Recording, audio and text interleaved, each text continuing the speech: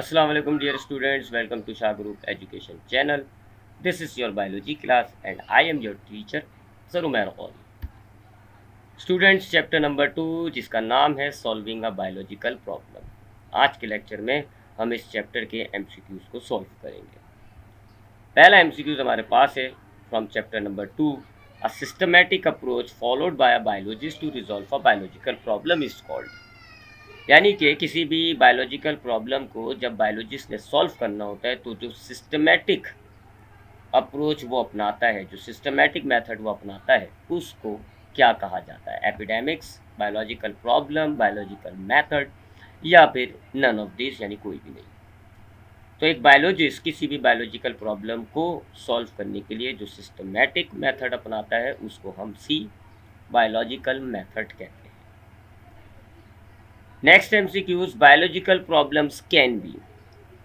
Biological problems क्या कौन सी हो सकती हैं जी? एनवायरमेंटल, इकोलॉजिकल, हेल्थ रिलेटेड या all of these. So biological problem environmental भी हो सकती हैं, इकोलॉजिकल भी हो सकती हैं, हेल्थ रिलेटेड भी हो सकती हैं। तो इसका करेक्ट आंसर हुआ डी, ऑल ऑफ दीज।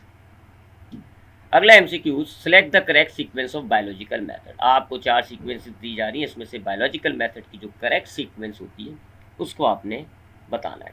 तो अगर मैं यहाँ सीक्वेंस रिपीट करूँ, बायोलॉजिकल मेथड स्टार्ट होता है ऑब्जर्वेशन से, उसके बाद होती है हाइपोथेसिस, फिर रीजनिंग की जाती है, फिर एक्सपेरिमेंट होता है, एक्सपेरिमेंट का रिजल्ट आता है, उससे आपकी बायोलॉजिकल प्रॉब्लम कंक्लूड हो जाती है, फिर हाइपोथेसिस बार बार चेक हो, सही साबित हो तो थ्योरी बन जाती है, और थ्योरी फर्दर वेरीफाई हो तो फिर वो लॉ बन जाता है। तो ये पूरी सीक्वेंस हुई। इसमें से करेक्ट सीक्वेंस जो है वो आपके पास है third option, hypothesis, reasoning, theory, law. बाकी तीनों ऑप्शंस में सीक्वेंस सही नहीं है। अगला MCQ, select the odd one. 4 options में से जो बिल्कुल अजीब है, ऑड है, उसको आपने सेलेक्ट करना है, थ्योरी, लॉ, हाइपोथेसिस या रेशियो। तो अगर आप और से देखें तो ए बी सी ऑप्शन तीनों आपस में लिंक है। हाइपोथेसिस से बनती है थ्योरी, थ्योरी से बनता है लॉ। बट ये जो रेशियो है चौथा ऑप्शन, ये ऑड है जी, यहाँ इसका इन बाकी तीनों से कोई ताल्लुक नहीं बनता। सो करेक्ट आंसर हुआ डी, रेशियो। अगला एमसीक्यूज है, biological method involve all of the following except. Biological method में जो नीचे 4 ऑप्शन दिए जा रहे हैं, इनमें से कौन सा नहीं होगा? बाकी तमाम चीज़ें होंगी बायोलॉजिकल मेथड में, बट कौन सा ऑप्शन उसमें इन्वॉल्व नहीं होता? डेटा कलेक्शन, ऑब्जर्वेशन, एक्सपेरिमेंट और प्रोपोर्शन। तो डेटा कलेक्शन ये पहला स्टेप होता है जिसको हम ऑब्जर्वेशन ही कहते हैं। एक्सपेरिमेंट, ऑब्जर्वेशन ये सब लिंक है। प्रोपोर्शन बायोलॉजिकल मेथड में शामिल नहीं होता। तो करेक्ट आंसर हुआ कि proportion is not involve in the biological method. Quantitative observation is the use of. जो क्वांटिटेटिव ऑब्जर्वेशन होती है उसमें किस चीज़ का इस्तेमाल करते हैं? सेंसिस का, इक्विपमेंट का, गैस का या रेशियो का? आपने ऑब्जर्वेशन की 2 टाइप्स पढ़ी थी, qualitative observation and quantitative observation. Qualitative observation बिना मेजर किए सेंसिस के ज़रिए हासिल होती हैं, जबकि क्वांटिटेटिव ऑब्जर्वेशन मेजरमेंट के साथ यानी इक्विपमेंट के ज़रिए हासिल होती हैं। तो क्वांटिटेटिव ऑब्जर्वेशंस के अंदर हमें किस चीज़ का इस्तेमाल करना होता है? इक्विपमेंट्स का, ताकि मेजर किया जा सके। Next MCQ, the first step of biological method. Biological method का पहला स्टेप क्या होता है? तो ये 4 स्टेप्स हैं, अभी आपको बायोलॉजिकल सीक्वेंस रिपीट भी की मैंने। बायोलॉजिकल मेथड का पहला स्टेप ऑब्जर्वेशन होता है। Next MCQs, intelligent gas off a scientist in the form of A statement. Biological method में एक स्टेप के दौरान साइंटिस्ट ऑब्जर्वेशन को देखता है, समझता है और उस ऑब्जर्वेशन से रिलेटेड एक स्टेटमेंट जो कि एक गैस ही होता है, सही या गलत दोनों हो सकता है, तो उस स्टेटमेंट को हम क्या कहते हैं? डिडक्शन, थ्योरी, हाइपोथेसिस या लॉ? करेक्ट आंसर है उस स्टेटमेंट को जो कि एक इंटेलिजेंट गैस है, हाइपोथेसिस कहलाती है। अगला MCQs, which is more accurate. कौन सी ज़्यादा एक्यूरेट होगी? Qualitative observation, quantitative observation, gas या हाइपोथेसिस? तो जो क्वांटिटेटिव ऑब्जर्वेशन होती है ये ज़्यादा एक्यूरेट होती है।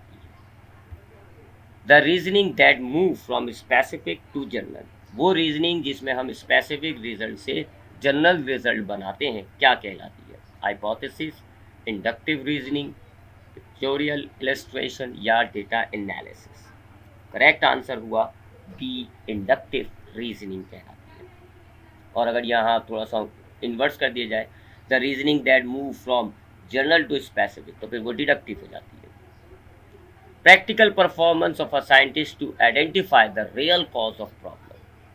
बायोलॉजिकल मेथड में जब साइंटिस्ट प्रैक्टिकल परफॉर्मेंस करता है ताकि प्रॉब्लम की, जो बायोलॉजिकल प्रॉब्लम है उसकी असल वजह पता करी जाए, तो उस प्रैक्टिकल परफॉर्मेंस को हम क्या कहते हैं?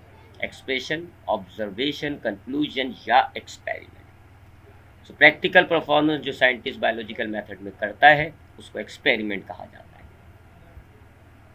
Final step of scientific method is developing a. Scientific method का जो फाइनल स्टेप होता है उसमें क्या डेवलप किया जा रहा होता है? जाहिर है प्रॉब्लम से शुरू हुआ, कंक्लूजन पर ख़त्म होगा। फाइनल स्टेप में जब आपने रिजल्ट देखा, आपकी हाइपोथेसिस सही हो गई, तो फिर आप कंक्लूजन बना देते हैं। अगला MCQs of well tested and highly reliable scientific explanation of natural phenomena. बहुत ही ज़्यादा टेस्ट की हुई और बहुत ही मानी हुई साइंटिफिक एक्सप्लेनेशन को जो किसी नेचुरल फिनोमेना की होगी उसको हम क्या कहेंगे? थ्योरी, ऑब्जर्वेशन, कंक्लूजन या एक्सपेरिमेंट। तो वो बहुत ज़्यादा बार टेस्ट की हुई, जाहिर है जितनी ज़्यादा टेस्ट की हुई तो फिर उतनी रिलायबल हो जाएगी, तो रिलायबल साइंटिफिक एक्सप्लेनेशन थ्योरीज कहलाएंगी। Which of the following is a uniform and constant fact of nature. जो आपको चार ऑप्शन दिए जा रहे हैं, थ्योरी, लॉ, प्रिंसिपल, कंक्लूजन या एक्सपेरिमेंट, इनमें से यूनिफॉर्म और कांस्टेंट फैक्ट ऑफ नेचर क्या है? इसका आंसर है लॉ और principal. Field of research that examines mathematical representation of biological systems are called ratio, mathematical biology, proportion और law। वो फील्ड जिसमें हम बायोलॉजिकल सिस्टम की मैथमेटिकल जो रिप्रेजेंटेशंस होती हैं, ग्राफ, टेबल, इनको एग्जामिन्स करते हैं, तो वो मैथमेटिकल बायोलॉजी कहलाती है। अगला MCQs, in data organisation which method is use. जब आप डेटा ऑर्गेनाइजेशन करते हैं, एक्सपेरिमेंट के दौरान डेटा आता है, तो उस डेटा को हम ऑर्गेनाइज करते हैं। तो डेटा ऑर्गेनाइजेशन में कौन सा मेथड ज़्यादा यूज़ किया जाता है, ज़्यादा यूज़फुल होगा? टेबल, ग्राफ, रेशियो या बोथ ए एंड बी, यानी टेबल भी और ग्राफ भी। तो जब एक्सपेरिमेंट के दौरान हमें डेटा आता है और हमें बहुत ज़्यादा डेटा को ऑर्गेनाइज करना होता है, तो कभी हम टेबल का इस्तेमाल करते हैं, कभी हम ग्राफ का इस्तेमाल करते हैं। यही दोनों मेथड यूज़फुल होते हैं। तो इसका करेक्ट आंसर हुआ both A and B. Next MCQ, equation of formula that can describe or product natural occurrences. Experiments के दौरान इक्वेशंस, फार्मूले जो बनते हैं जो कि नेचुरल अकरेंस, नेचुरल फिनोमेना को, उसमें मौजूद अकरेंसेस को प्रोडक्ट कर रही होती हैं, तो उन एक्सप्रेशंस को, उन इक्वेशंस को, उन फार्मूलों को क्या कहा जाता है? Mathematical biology, ratio, mathematical model या लॉ। तो उनको हम मैथमेटिकल मॉडल्स कहते हैं। अगला MCQs, equation stating that two ratios are equal. वो इक्वेशन जिसमें ये कहा जा रहा हो कि दो रेशियो आपस में बराबर है, तो उन इक्वेशंस को हम क्या कहते हैं? रेशियो, प्रोपोर्शन, गैस या सेंसेस। तो एक ऐसी इक्वेशन, एक ऐसा एक्सप्रेशन जिसमें कहा जा रहा हो कि दो ratios are equal, two ratios are equal, proportion कहलाती है। अगला एमसीक्यूज है, मलेरिया इज कॉज्ड बाय। जो मलेरिया नाम की बीमारी है वो किस की वजह से होती है? बैक्टीरिया की वजह से, वायरस की वजह से, प्लाज्मोडियम या फिर फंगस। तो लेविरान ने डिस्कवर किया था कि malaria is caused bye Plasmodium. अगला एमसीक्यूज है, who found Plasmodium in the blood of malarial patient. Malarial patient के ब्लड में, खून में किसने पहली बार प्लाज्मोडियम को डिस्कवर किया था? लेविरान ने, जॉर्ज ने, रॉबर्ट ने या फ्रेडरिक ने।